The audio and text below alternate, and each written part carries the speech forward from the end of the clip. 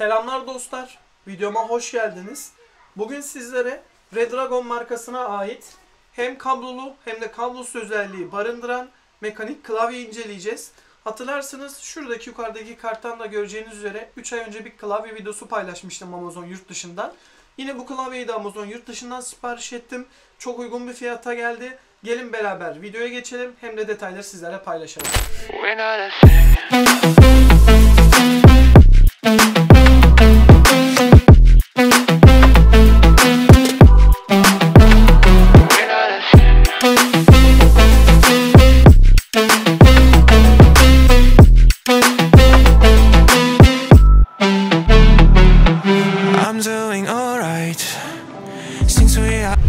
Kutusundan çıkarmadan önce kutu tasarımına baktığımızda baskılarıyla, kabartmasıyla gerçekten çok güzel bir kutu bizi karşılıyor. Burada da resimde göreceğiniz üzere her bölgesine ayrı atayabileceğimiz yazılımda RGB bir aydınlatması mevcut. Burada da Chroma RGB adını verdiği, baskılayıcı bir şekilde gösterdiği switch'i var arkadaşlar. Kutunun arka tasarımına baktığımızda ise burada yine kısaca bir özelliklerinden bahsetmiş. Klavyenin kendi tasarımından bahsetmiş. Burada da özelliklerinden bahsetmiş arkadaşlar. Klavyeyi kutusundan çıkartalım. Klavyeyi dış kutusundan çıkardığımızda yine marka logolu bizi zarif bir kutu karşılıyor arkadaşlar. Şu kutu gerçekten size çok özel bir sürprizim olacak. Bunu birazdan anlatacağım. İçerisinden klavye, bahsettiğim kutu ve kablosu çıkıyor arkadaşlar. Kablosuna baktığımızda örgülü, kaliteli bir kablo. Bir ucu Type-C, bir ucu yine Type-C ya da USB-A şeklinde bilgisayarınıza portuna bağlayabildiğiniz bir kablo ile geliyor. Bir de klavyenin kendisi geliyor arkadaşlar. Bu arada söylemeyi unutmuşum. Bir tane tuş çıkartıcı, bir tane de switch çıkartıcı içerisinden geliyor. Göze çarpan ilk detay keychap'lerin malzeme kalitesi olduğunu söyleyebilirim. Şöyle yakın açıdan da gösterebileceğim üzere sizlere kırmızı, siyah ve beyazın uyumu klavyeye ayrı bir hava katmış ve keychap'lerin malzeme kalitesi gerçekten güzel duruyor diyebilirim. Tasarımsal olarak baktığımızda alt kısımda Redragon'un kendi burada markasının logosunu görüyoruz. Sol kısma döndüğümüzde ise Type-C girişinin yani bilgisayara bağlantı kısmının burada olduğunu, buradaki switch üzerinden de şöyle yakın açıdan da odaklarsa sizlere göstereceğim.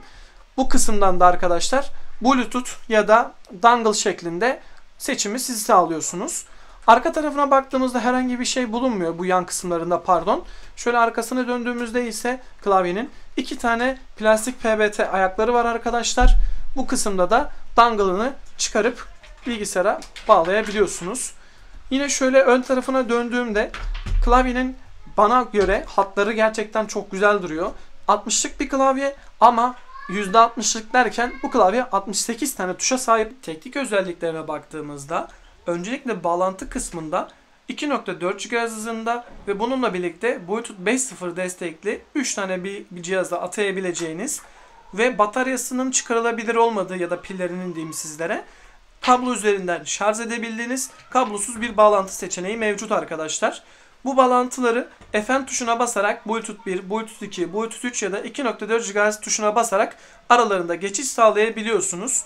Aydınlatma kısmındaysa RGB bir aydınlatması mevcut. Her tuşa ayrı renk atayabiliyorsunuz. Burada tuşların üzerine değil de tuşların alt kısmına yani altındaki anakart tabakasına RGB aydınlatma sağlanmış. Bu da klavyeye gerçekten daha aydınlık ve daha ciddi bir şekilde aydınlatma sunduğunu size söyleyebilirim. Düşük ışık altında da klavyenin aydınlatmasının normal ışık altında olduğu kadar da güçlü olduğunu görebiliyoruz. Klavyenin aydınlatması gerçekten başarılı bir şekilde yapılmış.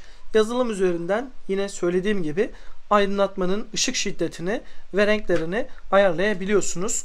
Burada bağlantı kısmına tekrar döndüğümde bağlantıyı buradan Bluetooth ya da 2.4 GHz şeklinde geçişini sağlayabiliyorsunuz. Bu kısımdaydı pilinin ışığının yandığını görebilirsiniz. Zaten burada şimdi göreceksiniz. Şu anda mavi yanıyor. Bu şu anda aktif olarak çalıştığını gösteriyor. Burası kırmızıya döndüğünde de bataryasının azaldığını yani kablo üzerinden de şarj etmeniz gerektiğini size söyleyebilirim. Switch tarafına baktığımızdaysa custom hot swap bir klavye bu arkadaşlar. Yani şu anda üzerinde Cherry MX model switch bulundursa da her türlü switchlerle uyumlu olduğunu söylemek mümkün. Yani custom şekilde istediğiniz switch modelinin markasını kullanabiliyorsunuz bu klavyede. Belli bir sürede bu klavyeyi kullanmazsanız uyku moduna geçiyor. Şimdi de gördüğünüz üzere herhangi bir tuşa basarak da bunu deaktif edebiliyorsunuz. Şöyle sizlere bir tane tuşu çıkartayım yuvasından PBT. Bir saniye. Çıkardığımızda şöyle switch çıkarıcı aparatıyla da switch'i bir yerinden çıkarttığımızda göreceğiniz üzere Cherry MX model bir switch kullanıyorlar arkadaşlar. Ve marka öyle güzel bir jest yapmış ki bizlere kutu içeriğinden de yedek 4 tane switch göndermiş. Ben gerçekten çok şaşırdım. Yani 500 TL bir fiyatı var klavyenin.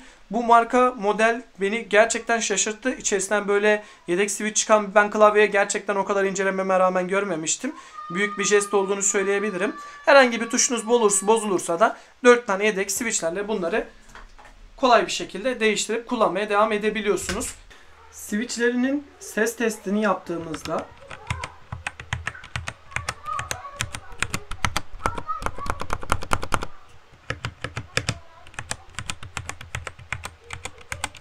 herhangi bir yay sesi gelmediğinin, switchlerin sesinin tok olarak geldiğini söylemek mümkün. 68'li tuşa sahip olduğunu, bir önceki klavyemde yön tuşları yoktu. Burada aktif bir şekilde kullanabildiğiniz 68 tane tuşunun olduğunu söyleyebilirim.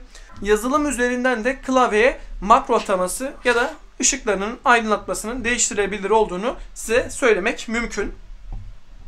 Gündelik kullanımda rahatlıkla kullanılabildiğini, yazılımcıların, grafikçilerin bu klavyeyi çok rahatlıkla tercih edebileceğini söylemek mümkün. Biz oyun severlerde gecikmesi asla olmayan, bizi oyundan asla sektirmeyen bir klavye olması da gerçekten başarılı bir özelliğini söylemek mümkün. Bunun yanı sıra kablosuz şarjının ortalama 4 saat gittiği söyleniyor. Tabi bence bu RGB aydınlatmasının kapatılması, uyku modunun daha çok kullanılmasını da göz önünde bulundurursak daha uzun bir süre gideceği bence mümkün. Bu da uzun kullanım testlerinde bize bir yorum olarak gerçekten karşımıza çıkacaktır. Onun dışında RGB aydınlatması dediğim gibi gerçekten başarılı. Yay sesi vermediğini söyleyebilirim. Rahatlıkla kullanılabiliyor. Rahatsız edici bir ses tonu olmadığı gayet başarılı bir şekilde ortada. Ve bu videoya özel sizlere Amazon'dan sipariş ederseniz eğer şöyle gördüğünüz stickerları da yanında hediye gönderiyor. Bunu bilgisayarınıza ya da herhangi bir yere çıkartıp yapıştırabiliyorsunuz arkadaşlar. Bu da küçük bir jest olmuş bize.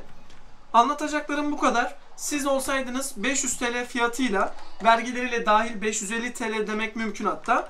Bu fiyata bu klavyeyi tercih eder miydiniz? Hem kablolu hem de kablosuz özellikle bu klavye sizlerin karşınızda arkadaşlar. Bir sonraki videoda görüşmek üzere. İyi günler diliyorum.